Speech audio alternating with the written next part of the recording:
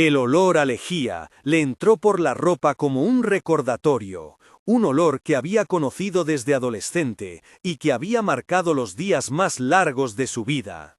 Sofía Ramírez se apoyó un instante en el umbral de la sala de médicos del Hospital del Olivo y dejó que la memoria la atravesara en silencio. La misma luz fluorescente, el mismo ruido sordo de los pasos apresurados, la misma manera en que la puerta chirriaba cuando alguien la abría de golpe. Fue allí donde durante 10 años la habían reducido a una sombra. La limpiadora que debía desaparecer en cuanto entrara un visitante relevante. La trabajadora que debía sonreír sin reivindicar, la mujer que recibía la mirada afilada y la frase mordaz del doctor Julián Martínez. Respiró hondo y notó cómo debajo de la mascarilla su pulso parecía una pequeña corriente que latía por la garganta. Ahora vestía una bata blanca ajustada en los hombros. Sobre el bolsillo, su tarjeta de identificación decía Sofía Ramírez, residente de pediatría. La tarjeta no equilibraba el peso de años de esfuerzo, pero servía para que no la arrojaran como si fuera invisible. Un paso más, y ella cruzaría el umbral de aquel mundo que tantas veces la había humillado.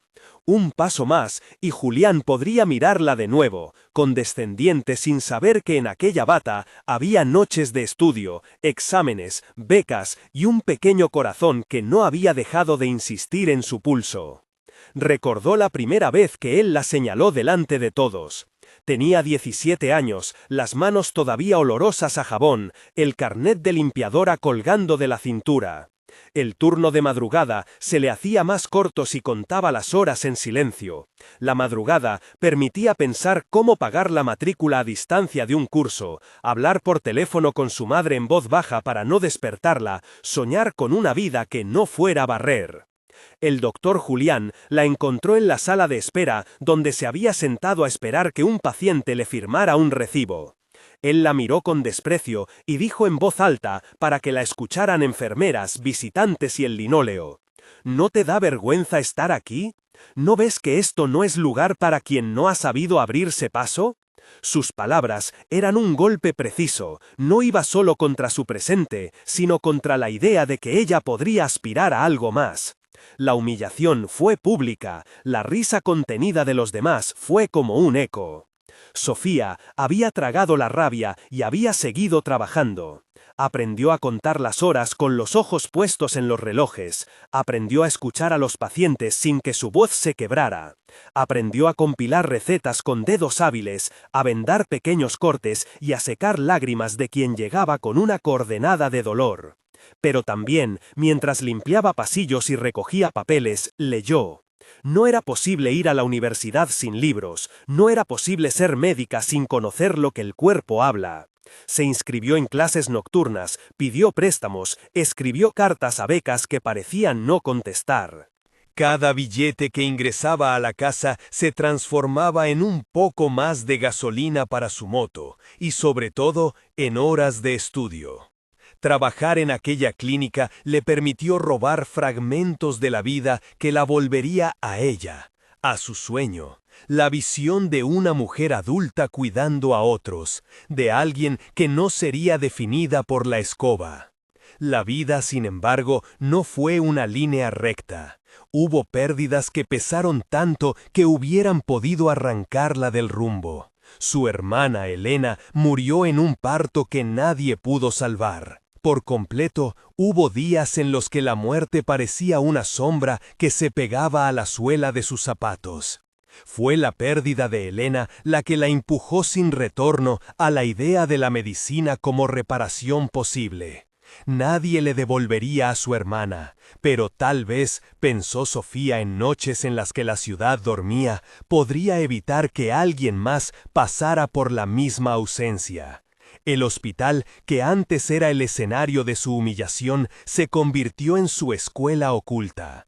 Observaba las manos de los médicos con atención, aprendía nombres de procedimientos como quien aprende a leer y a ordenar el mundo. Y en algún punto, después de años de limpiar, estudiar y presentarse a exámenes, después de una beca conseguida por 1000 argumentos y un expediente que hablaba más de empuje que de recursos, Sofía dejó de ser la limpiadora para empezar a ser una estudiante de medicina oficial. El camino fue estrecho y vertiginoso. En la universidad le dijeron que su manera de mirar los enfermos no era como la de sus compañeros. Había en ella una mezcla de respeto y urgencia que se traducía en pequeños gestos. La mano que se demoraba en sostener la de un niño asustado, la mirada que no se apartaba cuando un paciente quería hablar de su miedo a morir. A veces los profesores la miraban con sorpresa, otras con desdén. Julián, sin embargo, siguió estando a la altura de su humillación. Cuando al fin la coincidencia llevó a que fuera tutelada por su mismo hospital de siempre, él pronunció su nombre en una reunión con esa claridad cortante que lo caracterizaba. Señores, necesitamos mantener ciertas normas. No es la primera vez que la imprudencia de venir de tal ambiente repercute en la calidad del equipo. La frase no la tomó por sorpresa, la claridad del desprecio ya era familiar, pero ya no le dolía de la misma manera. Ahora la humillación tenía forma distinta, era un reto. Cada palabra de Julián era un desafío que Sofía aceptaba internamente. Los primeros meses como residente en el Hospital del Olivo fueron un ensayo de disciplina y compasión. Era quien llegaba antes, la que se quedaba después. Era quien leía las últimas revistas médicas en la cafetería a las 3 de la mañana, y quien en guardias interminables encontraba soluciones improvisadas para los bebés más frágiles. Su estilo era práctico y sereno. No buscaba demostrar nada a los demás, pero su eficacia habló por ella. Los pacientes la reclamaban, los padres le agradecían con lágrimas. Y en medio de todo, Julián observaba con ceño fruncido, incapaz de admitir, sin decirlo, que había subestimado a una mujer que, décadas atrás, había sido apenas un nombre en su agenda mental para la servidumbre. El hombre que la humilló no era un villano sin matices. Tenía un currículum impecable, una voz que llenaba salas de juntas, una sonrisa que abría puertas en círculos donde la rendición y la influencia conseguían favores. Pero también tenía fisuras, una vida personal que era más bien una vitrina, una ansiedad latente por el control y una necesidad de destacar que lo llevaba a pisotear a quienes consideraba inferiores. Eso lo hacía peligroso en un hospital, un lugar donde las decisiones pueden costar vidas. Sofía lo observó durante años, lo vio esquivar responsabilidad, esconder errores menores, sonreír en una entrevista y exigir lealtad a cambio de horarios. No todo lo que él hacía era delito, muchas veces era solo un acto de soberbia que mordía la dignidad de otros. Pero había un acto, o más bien un patrón, que terminó por cambiar el curso de ambos. La noche en que el caso explotó fue, al principio, como cualquier otra guardia. Un recién nacido ingresó a la unidad neonatal con signos de dificultad respiratoria. Su madre, una mujer joven sin familia, estaba devastada. Sin embargo, la frágil línea entre la vida y la muerte de aquel bebé dependía en parte de decisiones administrativas y en parte del criterio de quienes entendían menos de política que de medicina. Sofía, que había ingresado con su uniforme y sus años de noches, encontró enseguida que el historial del niño tenía huecos, una prueba pendiente que no aparecía en su ficha, un informe que parecía trasladado de otra sala. Ella insistió, con calma, sin dramatismo, en que las pruebas se repitieran. Un informe de laboratorio esencial no se había cotejado, y en un hospital donde la cadena de responsabilidades estaba a veces en manos de secretarias sobrecargadas, esos errores se cometían demasiado a menudo. Julián llegó tarde a la guardia, con la chaqueta desabrochada y la mirada de quien ha pasado la tarde en un lugar que no es un hospital. Al observar su estrategia, Sofía notó que no quería ensuciarse las manos. Había delegación, rápida y fría. Cuando ella habló de repetir la prueba, él fue cortante. «No tenemos por qué retrasar todo por una nimiedad», dijo en voz baja, la clase de frase que apaga preguntas.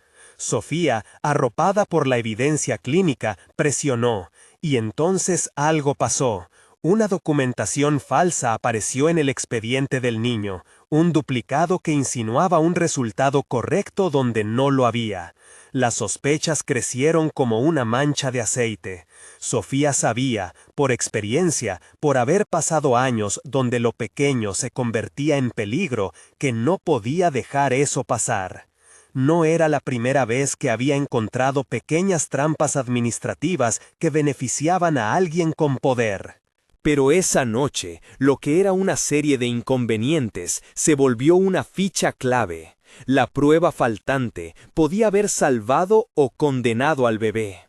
El ruido se amplificó cuando un informe ajeno apareció en la pantalla del departamento de neonatos, y alguien, sin querer o queriendo, había decidido imprimirlo con una firma que no correspondía.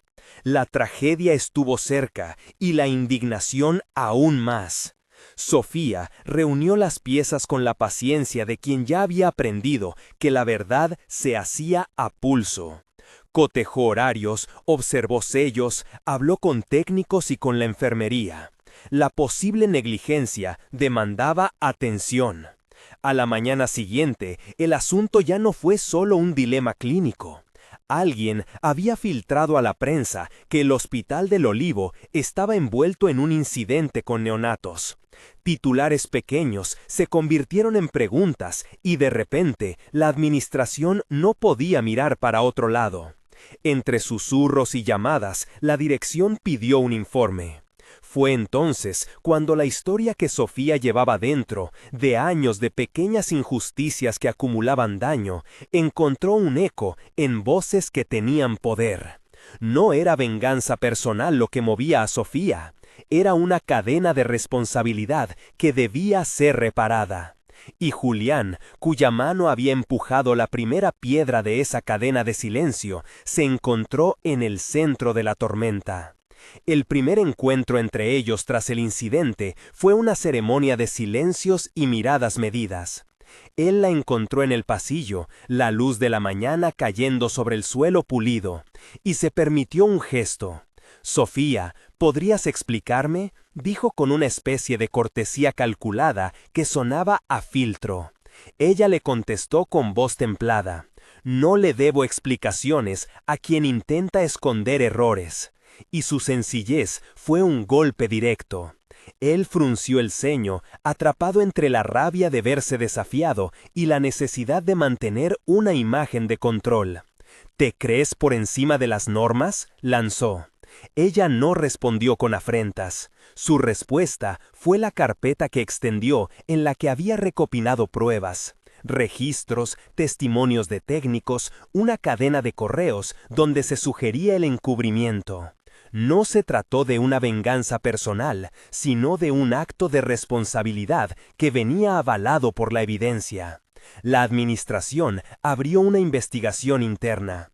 Julián, que había abusado de su influencia durante años para que las cosas quedaran limpias, se dio cuenta de que la dinámica había cambiado.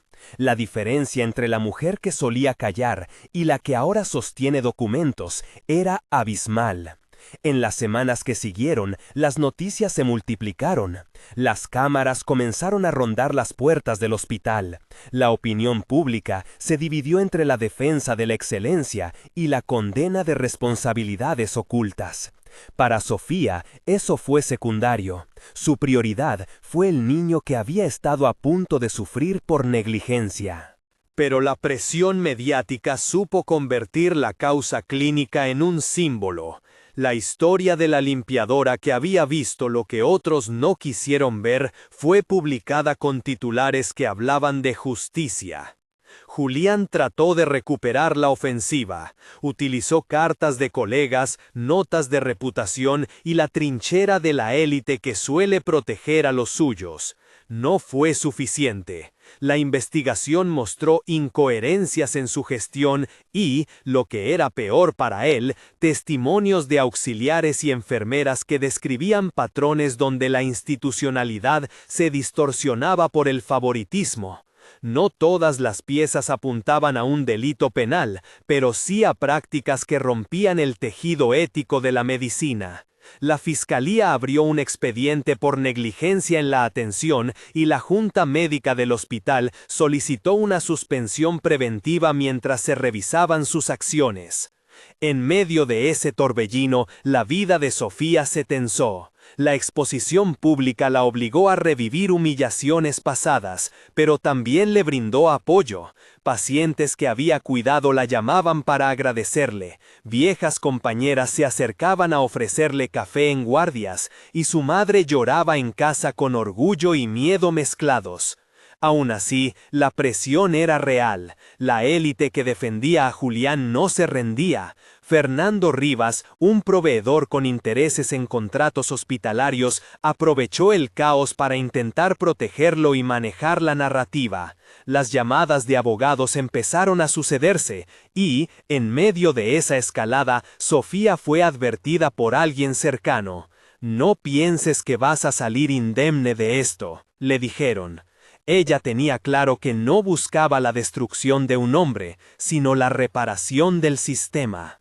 Cuando la primera sesión del comité se celebró, la sala tenía un aire de teatro, micrófonos, rostros tensos y el brillo implacable de los focos. Sofía ingresó sin adornos, una bata blanca, el cabello recogido, las manos que habían cuidado a tantos niños. Julián la miró con un destello de incredulidad. Su rostro parecía más una máscara de quien no entiende la pérdida de control. La sesión fue lenta, con preguntas que parecían ensayos de teatro para unos y dolor de verdad para otros. Se presentaron testigos, se leyeron correos, se aportaron pruebas. El silencio que se produjo cuando la enfermera que durante años había limpiado y ocultado pequeñas irregularidades dio su testimonio fue más pesado que cualquier grito. La enfermera habló de favores, de vacíos dejados por médicos que no querían saber los detalles administrativos, de órdenes que no se cuestionaban. Cada palabra sumaba. Al terminar la jornada, mientras la ciudad alrededor discutía el caso en los cafés y en las redacciones, Sofía salió a la calle con la sensación de haber cumplido con algo más grande que ella. No obstante, en el coche, al apagar el motor, dejó que la emoción la alcanzara por primera vez. Lágrimas calladas que no buscaban fama, sino la paz de quien había plantado una semilla de justicia. Sabía que la batalla no había terminado y que la vida se mantendría complicada. Pero también había algo distinto, la confianza en que su dignidad, aquella que una vez le había sido arrebatada con palabras cortantes, no se vendía. Había construido una vida a pulso y ahora la defendía no con humillación, sino con la evidencia de su trabajo. A partir de ese momento, el hospital se volvió escenario de un nuevo equilibrio. Julián fue suspendido provisionalmente, su prestigio resquebrajado. Las puertas que antes se abrían con facilidad comenzaron a cerrarse delante de él. Para Sofía, el triunfo no fue un festín de celebraciones. La medicina seguía siendo exigente y el cuidado inacabable. Pero el gesto de verlo reducido a la necesidad de explicar sus actos fue en sí una restitución simbólica. No buscó tomar su lugar por venganza, su objetivo era que el daño que pudiera causar el abuso de poder no se reprodujera. Y aún quedaba una lección por aprender para ambos, que la autoridad sin responsabilidad no es autoridad, y que la dignidad no se compra ni se vende. La mañana en que recibieron la noticia de que la Fiscalía había decidido investigar formalmente a Julián por negligencia y manipulación documental, el hospital amaneció tenso. Sofía entró a la unidad y encontró a una madre nueva con un bebé de esos que no es posible abandonar en la lectura fría de un informe. Mientras le explicaba el tratamiento, notó que sus manos ya no temblaban, que su voz se prestaba a la calma. Ella había pasado por la humillación y había asumido la responsabilidad de la práctica médica. No era la mujer que limpiaba las salas, era la doctora que intentaba impedir que otros sufrieran como había sufrido su hermana. Y aunque los fantasmas del pasado seguían ahí, los mismos pasillos, las mismas voces de la sala de espera, algo había cambiado. La presencia de Sofía en ese hospital no era un error de protocolo, sino una promesa de cuidado. Julián, por su parte, empezó a comprender lo que la caída de una reputación implica. La sala que antes habitaba con arrogancia ahora le devolvía miradas frías. Sus colegas evitaban las conversaciones prolongadas con él y los contratos se ponían en espera. La humillación que él había causado a una empleada le era por fin devuelta, en la forma más insospechada: la pérdida de sujeción. No hubo gritos melodramáticos ni venganza física, hubo la lenta erosión de un poder mal ejercido. Y allí, entre expedientes y turnos, Sofía y Julián se cruzaron una mañana en la sala de archivos. Ella buscaba una prueba adicional para un dictamen, él buscaba algo que mantener a flote. Sus manos se rozaron al alcanzar la misma carpeta. Él la miró, y por primera vez en años, la mirada no fue de superioridad, sino de reconocimiento. «No esperaba verte en bata, Ramírez», dijo él, y su voz intentó ser provocadora. Ella sonrió, con el cansancio de quien ha luchado demasiado. «No esperaba seguirte encontrando en atajos, doctor». Sus palabras no buscaban humillarlo. Eran la constatación serena de una trayectoria distinta. El roce de sus manos fue breve, y la carpeta quedó entre ellos como un testigo mudo. Sabían que lo que venía no era un final rápido. La justicia tardaría, las puertas tardarían en cerrarse o abrirse, y la verdad misma tendría que armarse con paciencia.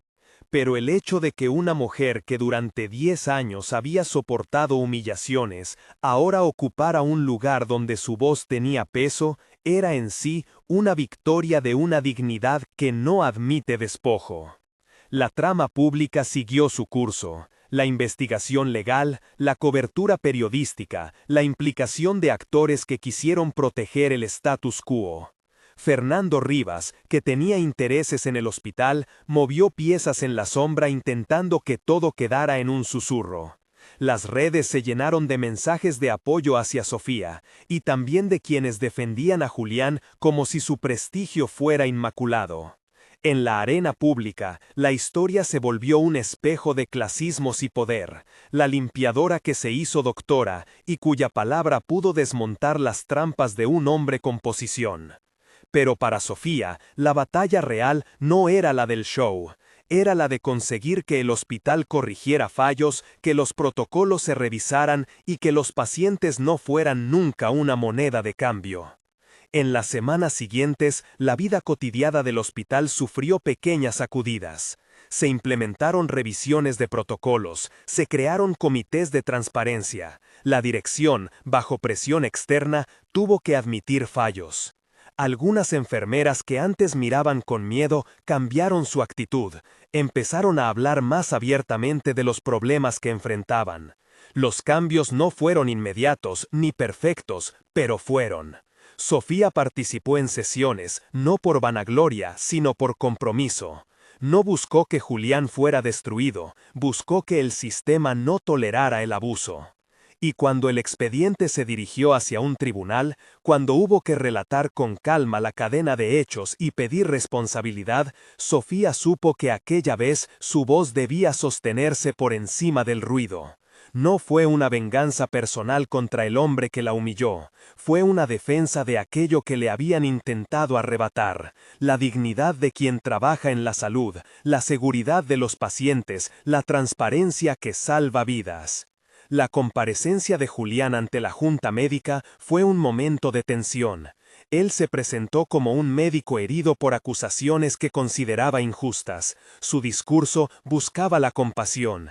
Sofía no le ofreció ni aplausos ni desprecios. Habló con hechos, de pruebas, de fechas, de tiempo y atención perdidos. Sus palabras no buscaron humillarlo públicamente, sino describir con exactitud el modo en que la negligencia se había disfrazado de eficiencia.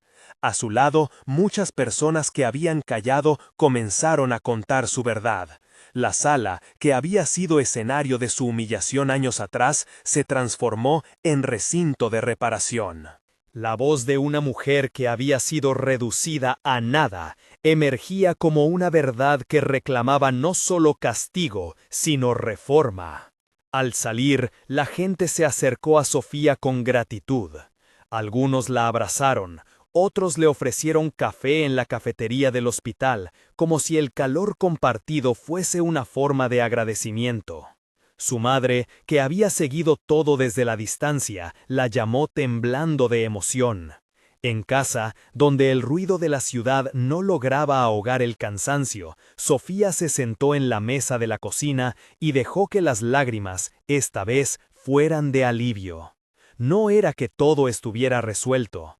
Habría que enfrentar aún juicios, resistencia y tiempo. Pero en la línea de lo que perseguía estaba la justicia, no la del escarnio, sino la de la reparación y la prevención. La historia de una mujer que soportó la humillación de un doctor durante una década y que, mediante esfuerzo y determinación, se convirtió en doctora, había adquirido una vida propia. Para algunos era el símbolo de una lucha contra el abuso de poder. Para ella era la materialización de una promesa que se hizo a sí misma muchas noches de frío y de estudio. Y aunque el camino prometía aún episodios duros, en el primer encuentro que tuvieron después del dictamen preliminar, Julián la miró sin palabras y por primera vez la humillación que una vez infligió no encontró respuesta en la forma de una animalidad vengativa. Sofía, con su bata blanca y las manos limpias de quien cura, supo que lo importante no era ser mejor que él por rencor, sino ser mejor por dignidad. Quedaban por delante audiencias formales, decisiones administrativas y quizás la caída pública de un hombre que había utilizado su posición para afianzar un orden injusto. Pero también quedaba la certeza de que las instituciones podían cambiar cuando alguien, desde la base, decide no mirar para otro lado. En el hospital, en los pasillos que habían olido a lejía durante años, el ciclo comenzaba a invertirse. La mujer a la que se le había pedido desaparecer ahora era quien sostenía la voz de la verdad. Y aunque ese cambio no borrara las cicatrices, las transformaba en algo que servía para que otros no las volvieran a sufrir. Sofía cruzó una vez más la sala donde todo había comenzado. Miró al fondo, a los ventanales por donde la luz del amanecer se colaba como una promesa. No buscaba venganza, buscaba un futuro donde la dignidad fuese ley y no privilegio.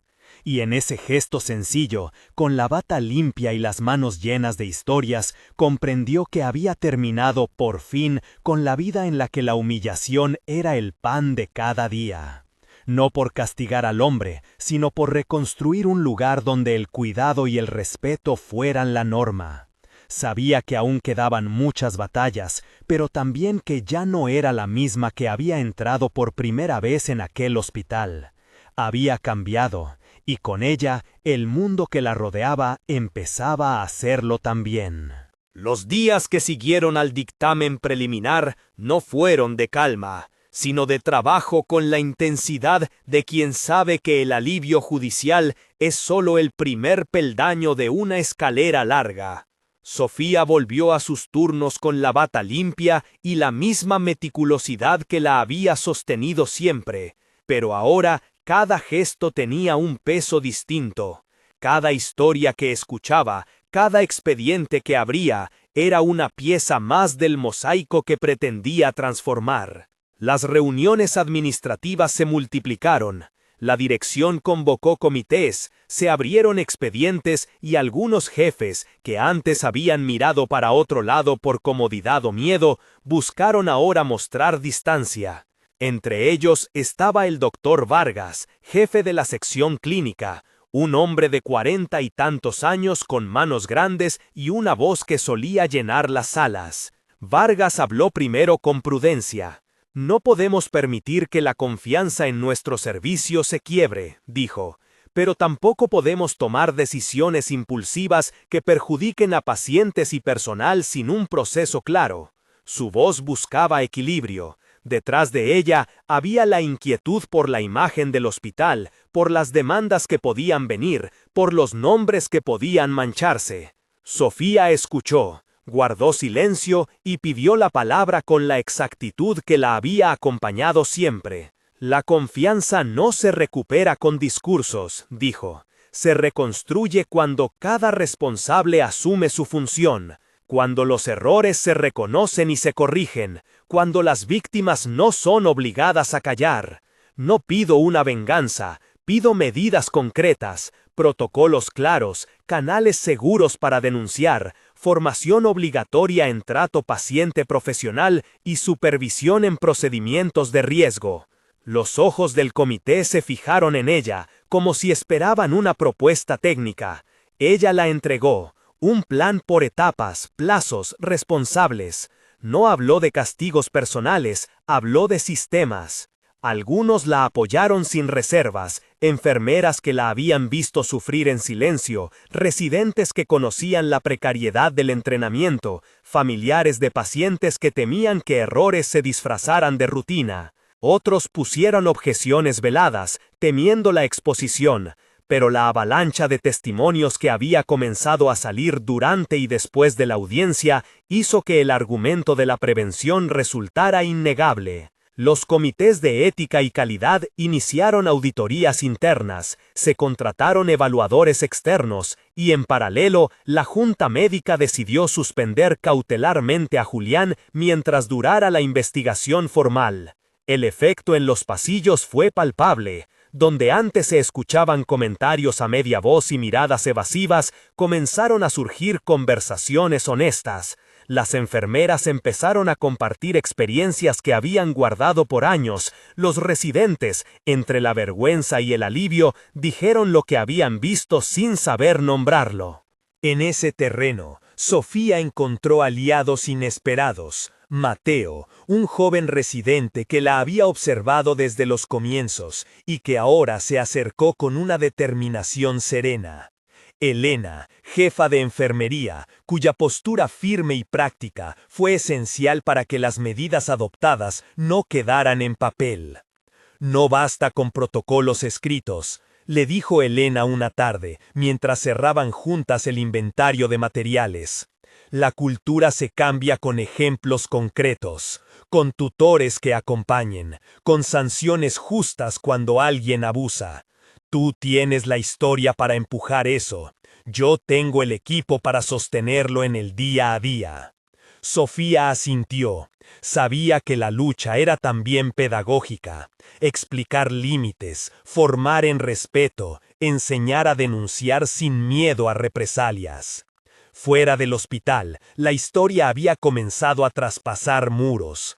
Un par de reportajes en la prensa local pusieron rostro al problema sin sensacionalismo. La comunidad se interesó por las reformas. Grupos de pacientes pidieron participar en comités consultivos. No faltaron voces que defendieran a Julián, que hablaron de trayectoria y de errores humanos. Había, en todas las posturas, un riesgo: convertir el asunto en espectáculo. Sofía se mantuvo en la frontera entre lo público y lo profesional. No alimentó linchamientos, pidió que la investigación siguiera su cauce y que la verdad se buscara con rigor. Mientras tanto, la investigación arrojó detalles que confirmaron lo que muchos intuyeron. No se trataba de un caso aislado. Varios expedientes desvelaron prácticas negligentes y, en algunos episodios, una actitud de superioridad que había permitido que ciertas conductas quedaran impunes. No todos los responsables fueron los ojos centrales de la indagación. Hubo supervisores que delegaron sin control, equipos que normalizaron plazos extremos, y burocracia que, sin mala intención, priorizó números sobre cuidado. La junta médica, presionada por el clamor interno y la evidencia, no tuvo más opción que renovar procedimientos y sancionar administrativas a quienes habían ocultado faltas. Algunos sancionados apelaron, otros hicieron mutis. Para Sofía, las sanciones no eran un fin en sí mismas. Lo importante, repetía cuando le preguntaban, era que aquello no volviera a suceder. En paralelo a las reformas institucionales, Sofía aceptó participar en la formación de un programa de mentoría para jóvenes profesionales de la salud. Quería que quienes llegaban al hospital no se sintieran solos frente al abuso. No quiero que nadie crea que tiene que aguantar para prosperar, dijo en la primera charla del programa. Su voz, a pesar del cansancio, sonaba clara. Entre los asistentes estaba Camila, una estudiante de enfermería que había entrado al turno de noche con ojos grandes y una sonrisa contenida. Sofía la observó con atención. Había en ella una mezcla de admiración y guerra interior. He visto que miras mucho cuando hablas. ¿Te interesa acompañar la unidad de crítica de casos? Necesitamos ojos frescos que no estén acostumbrados a la rutina. Camila, ruborizada, aceptó. Para ella, la oferta fue una bocanada de confianza que no esperaba. Los meses siguientes fueron de desgaste, pero también de pequeños triunfos. Se estableció un canal de denuncias anónimo con acompañamiento psicosocial. Se implementaron talleres obligatorios sobre ética y trato humano. Se crearon rondas de supervisión clínica con observación directa en procedimientos de riesgo. Hubo resistencia. Algunos consideraban que la supervisión era invasiva, otros la vieron como una señal de desconfianza. Sofía, que había conocido la humillación en carne propia, escuchó esas objeciones con paciencia y explicó que la transparencia no era enemiga de la confianza, sino su base. Dentro de ese proceso, una noche fría en la sección de urgencias, ocurrió algo que marcó a Sofía. Un paciente de edad avanzada llegó con dolor abdominal severo. La noche estaba dura, con falta de camas y la tensión de siempre. Un residente, no Julián, decidió acelerar el diagnóstico y establecer un tratamiento que, en apariencia, resolvía el cuadro. Sofía, revisando las notas, percibió que faltaban controles básicos y que, si se seguía por inercia, el paciente podría sufrir una complicación. Llamó al residente y, sin alzar la voz, pidió repetir pruebas y asegurar una observación más estrecha. ¿No cree que estamos perdiendo tiempo?, preguntó el joven, apurado. No se trata de perder tiempo, respondió ella. Se trata de evitar que perdamos la vida de alguien por no hacer lo que debemos. Haz las pruebas, observa y me avisas. El residente protestó por lo que consideró una demora. Al cabo de unas horas, las pruebas revelaron una complicación que solo pudo tratarse a tiempo por la intervención. El paciente se recuperó. La escena se convirtió, sin bombo, en un ejemplo usado en los talleres. La supervisión no es una vigilancia hostil, es un pacto de responsabilidad. Para Sofía fue una confirmación íntima de que su exigencia no era una venganza personal ni un capricho moral, sino el ejercicio cotidiano de cuidado. A nivel personal, el precio de todo aquello estuvo presente. Horas de sueño robadas a la justicia, llamadas de abogados que pedían más documentos, entrevistas con prensa que la dejaban desnuda ante preguntas aceradas. Su madre fue su refugio. En los pocos ratos en que podían hablar por teléfono, su madre repetía el mismo refrán de siempre, con esa mezcla de ternura y realismo que había sostenido a Sofía desde niña. La dignidad se defiende con la cabeza fría y el corazón caliente. Esas palabras se quedaron como un mantra. Hubo también un reencuentro que nadie había previsto. Tras el dictamen, algunos colegas que la habían colocado en la periferia empezaron a acercarse con gestos de reparación. Una disculpa sincera del enfermero que no la defendió en su primer año, una carta de apoyo de una antigua profesora que reconocía la injusticia de tiempos pasados. No eran grandes hechos, pero a Sofía le importaron. Nuevamente, no pedía alabanzas, pedía que la institución aprendiera. La caída pública de Julián se materializó lentamente. La investigación administrativa, combinada con otra denuncia externa, terminó por acreditar múltiples faltas. Fue separado definitivamente de su cargo y obligado a dejar la práctica en el hospital. No hubo linchamiento mediático en el estilo sensacionalista que temía. Hubo informes técnicos, resoluciones y, sobre todo, espacios para que las víctimas hablaran. Julián, al final, desapareció de los pasillos sin alardes. Algunos se arrepintieron a su manera, otros negaron todo hasta el final. Sofía lo vio una mañana en la distancia, cargando una caja con objetos personales. Sus ojos se cruzaron por un instante. No hubo palabras. Ella giró la vista y siguió su camino. No necesitaba más. Con el tiempo, la historia trascendió los límites del hospital. Otras instituciones de la ciudad escucharon el caso y algunas replicaron medidas similares. Se organizaron mesas técnicas entre centros de salud para intercambiar protocolos. Ese eco le dio a Sofía una mezcla de satisfacción y responsabilidad. Sabía que lo que había conseguido no era solo suyo, era una semilla que debía cuidarse para que creciera en otros suelos. En lo íntimo, su vida mostró señales de normalidad que le sabían a logro. Volvió a cocinar una noche para su madre, preparando una receta que había aprendido en su infancia. El aroma del sofrito llenó la pequeña cocina y las conversaciones fluyeron sin la gravedad de los últimos meses. También retomó la práctica clínica con renovada calma. La atención a los pacientes dejó de ser un acto solitario y se convirtió en ejercicio colectivo. Disfrutaba de las sesiones de mentoría, del brillo en los ojos de Camila cuando entendía un concepto, del agradecimiento de familias que hoy sentían que sus voces eran escuchadas. No todo fue armonía. Existieron amenazas sutiles y resistencia encubierta.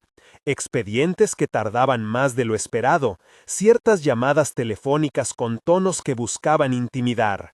En una ocasión, alguien dejó una nota anónima en su casillero con frases que intentaban devolverla al miedo. Sofía, lejos de quebrarse, registró la nota y la entregó a la dirección. Su respuesta fue administrativa, contundente. Aprendió que la valentía no es ausencia de temor, sino la decisión de no permitir que el miedo marque la agenda. Un día, invitada a hablar en una conferencia sobre calidad asistencial en una universidad cercana, Sofía se encontró frente a una sala llena. No era el espacio para explicaciones emotivas. El auditorio requería rigor, presentar datos, resultados de las reformas, lecciones aprendidas. Ella habló de indicadores de mejora, menos incidentes en la unidad quirúrgica, mayor número de denuncias que llegaron a buen término y un clima laboral que, aunque imperfecto, avanzaba. Al final de su presentación, una joven se le acercó con un cuaderno arrugado. «Usted salvó mi atención», dijo la joven con voz temblorosa. «Yo trabajaba en una clínica donde normalizaban las faltas. Escuchar su historia me hizo decidir que voy a hablar cuando vea algo. Gracias». Sofía apretó su mano. Pensó en las noches que ella misma había pasado en vela, en las veces que pasó por encima del cansancio. Cada gesto así era un recordatorio de por qué había aguantado. En la clínica, las cosas siguieron su curso. El hospital no se transformó en un paraíso. Siguieron las tensiones, los turnos agotadores, los errores no maliciosos que ocurren en sistemas complejos. Pero había un cambio sutil y persistente. La cultura de la denuncia y la reparación dejó de ser tabú. Se instauró la idea de que admitir errores era el primer paso para evitar que se repitieran. Se comenzaron a discutir casos en sesiones abiertas, no para buscar culpables, sino para entender fallos y rediseñar procesos. Sofía, en medio de ese proceso, escribió un informe que se convirtió en documento de referencia para otros centros.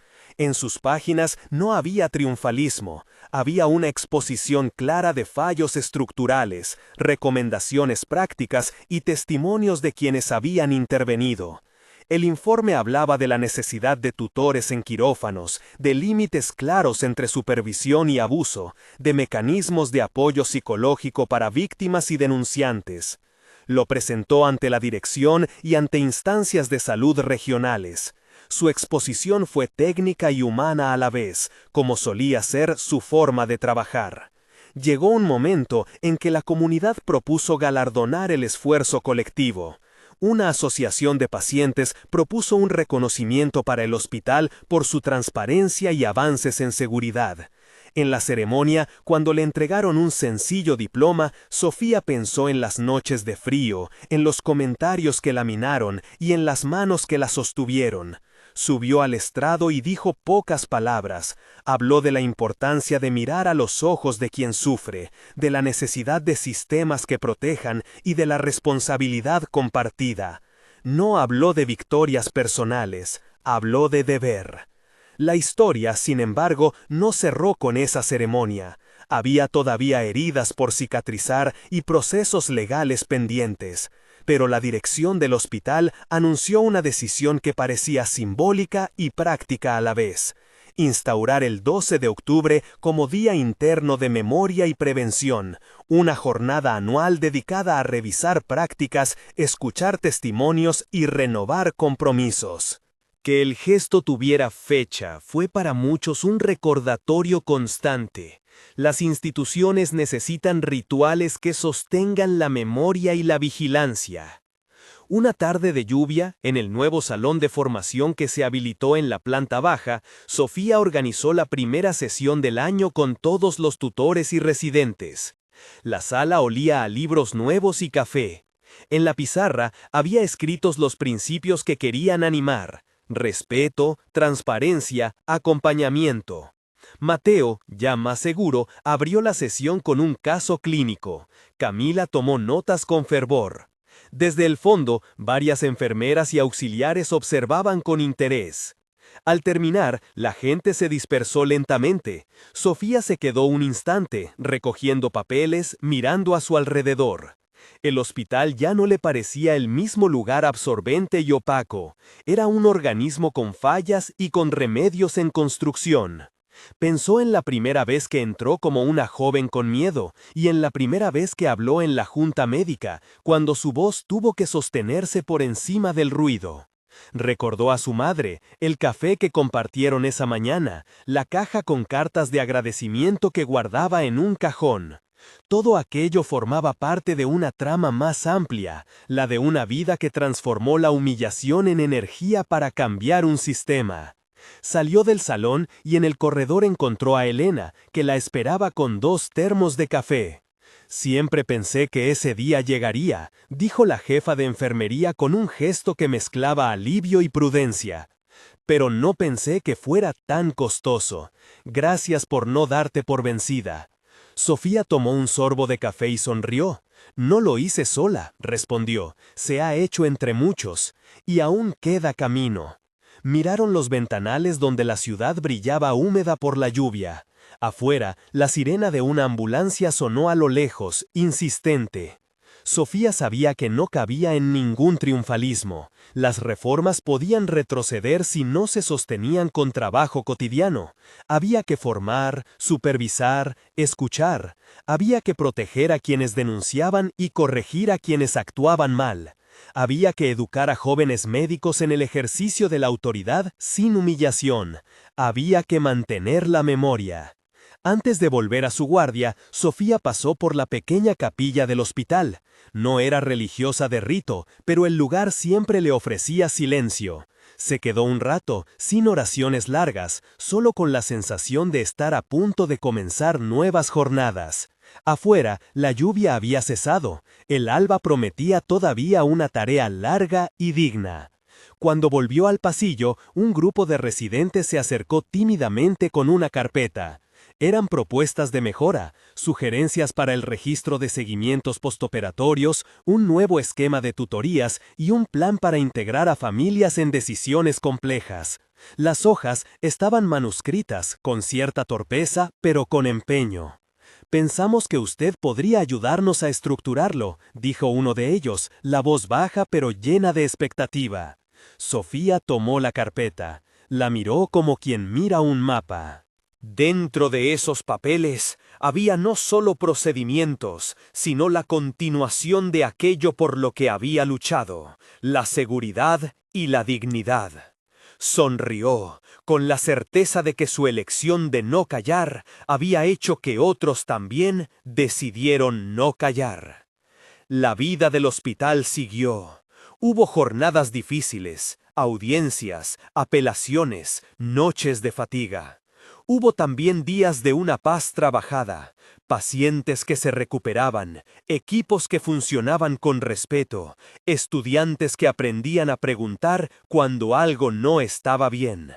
Y, entre todo eso, Sofía siguió su camino, con la bata blanca, las manos limpias y la voz dispuesta a sostener la verdad cuando hiciera falta.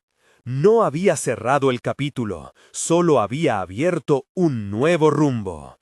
Caminó por el corredor donde la historia había comenzado, miró a los ventanales por donde la luz del amanecer se colaba como promesa, y supo, una vez más, que la dignidad exige vigilia diaria. Se enderezó el cuello, guardó la carpeta en su bolso y se dirigió a la sala de guardia. Había un turno que atender y con él una nueva oportunidad para cuidar mejor. La sala de guardia olía a desinfectante y a madrugada. Sofía dejó la carpeta sobre el mostrador y saludó en voz baja a los colegas que empezaban el relevo. No hubo fanfarrias. Una señora con dolor agudo llegó en camilla. Sofía tomó su mano, habló despacio, pidió la historia clínica al residente y repartió tareas con firmeza serena. La dignidad se hizo práctica. Preguntar, escuchar, explicar, sostener. Guardó la mirada en la carpeta, respiró hondo y se dispuso a cuidar. La sala de guardia olía a desinfectante y a madrugada. Sofía dejó la carpeta sobre el mostrador y saludó en voz baja a los colegas que empezaban el relevo. No hubo fanfarrias. Una señora con dolor agudo llegó en camilla. Sofía tomó su mano, habló despacio, pidió la historia clínica al residente y repartió tareas con firmeza serena. La dignidad se hizo práctica. Preguntar, escuchar, explicar, sostener. Guardó la mirada en la carpeta, respiró hondo y se dispuso a cuidar.